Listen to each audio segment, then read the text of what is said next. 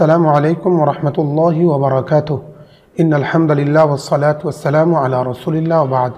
সুপ্রিয় দর্শক শ্রোতা মণ্ডলী, মুসলিম ভাই বোন, গত কয়েকদিন যাবৎ মাওলানা গিয়াসউদ্দিন তাহিরি সাহেবের একটি গজল নিয়ে সারা বাংলাদেশে তোলপাড় শুরু হয়েছে। তিনি একটি মাহফিলের মঞ্চে গজল গেয়েছিলেন।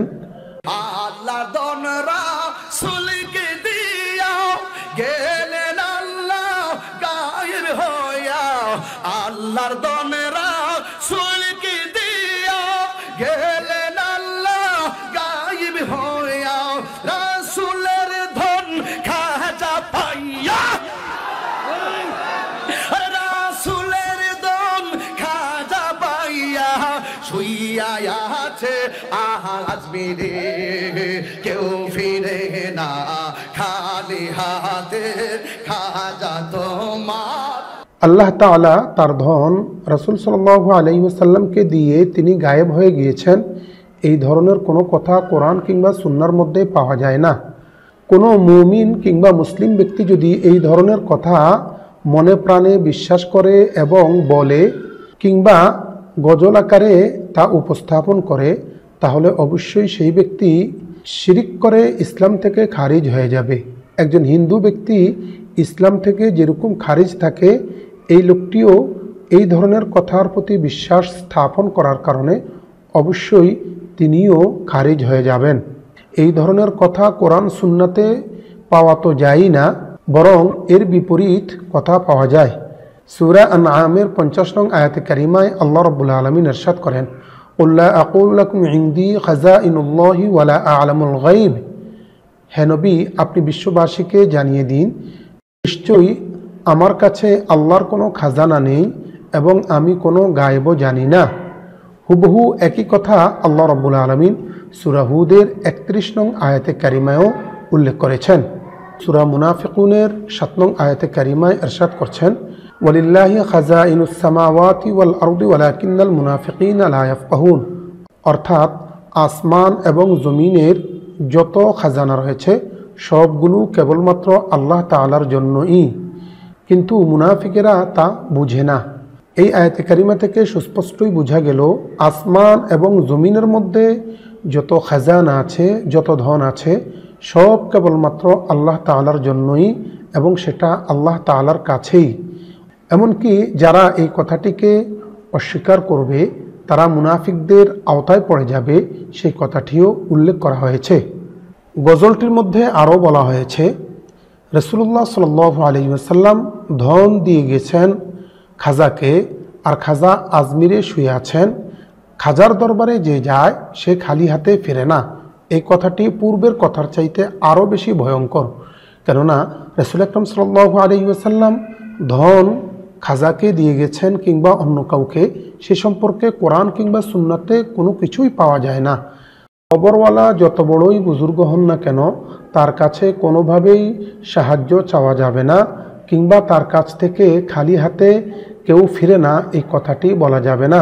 কেননা কেবলমাত্র আল্লাহ তাআলাই সাহায্যের স্থল এবং আল্লাহ তাআলার কাছেই বান্দা সাহায্য চাইতে পারবে। আমরা সূরা ফাতিহার মধ্যে এই কথাটি বলে থাকি আল্লাহ তাআলাকে, ইয়াকা না'বুদু ওয়া ইয়াকা নাস্তাঈন। আমরা আপনারই ইবাদত বন্দেগী করি এবং কেবলমাত্র আপনার কাছেই সাহায্য প্রার্থনা করি। কবরওয়ালার কাছে সাহায্য সহযোগিতা চাওয়া এটাও শিরকে আকবারের অন্তর্ভুক্ত। পুরো গজল থেকে বোঝা যায় আল্লাহ থেকে রাসূল বড়, রাসূল থেকে খাজা বড়, কেননা খাজার দরবারে কেউ খালি হাতে ফেরত আসে না এবং সমস্ত ধনভাণ্ডার খাজার কাছেই চলে আসছে। অতএব যেই ব্যক্তি এটার প্রতি বিশ্বাস রাখবে কিংবা এটা বলে বেড়াবে, তাহলে অবশ্যই সেই ব্যক্তি শিরকে আকবার করে একেবারেই ইসলাম থেকে খারিজ হয়ে যাবে।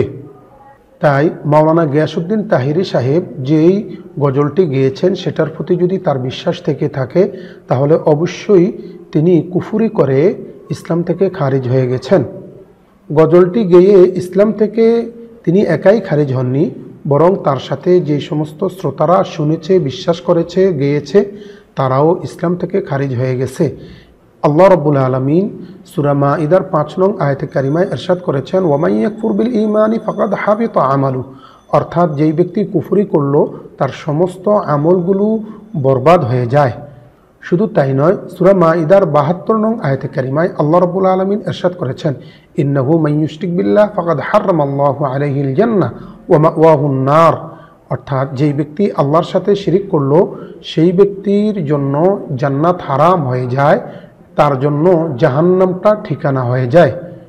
আমরা আসলে কোনো আলেমকে সরাসরি মেনশন করে কথা বলাটা পছন্দ করি না, কিন্তু যেহেতু মাওলানা তাহেরি সাহেব এই ধরনের গজল গেয়ে কিংবা বক্তব্য দিয়ে তিনি নিজে একাই শিরকের সাথে জড়িত হচ্ছেন না, বরং উপস্থিত শ্রোতারাও শিরকের সাথে জড়িত হয়ে যায়, এমনকি ভিডিওগুলো দেখার কারণে হাজার হাজার শ্রোতা এই শিরকের সাথে জড়িত হয়ে যায়, তাই আমরা সরাসরি মেনশন করে এই কথাগুলো বলতে বাধ্য হচ্ছি। অন্যথায় জাতি কেবলমাত্র শিরকের দিকেই ধাবিত হবে।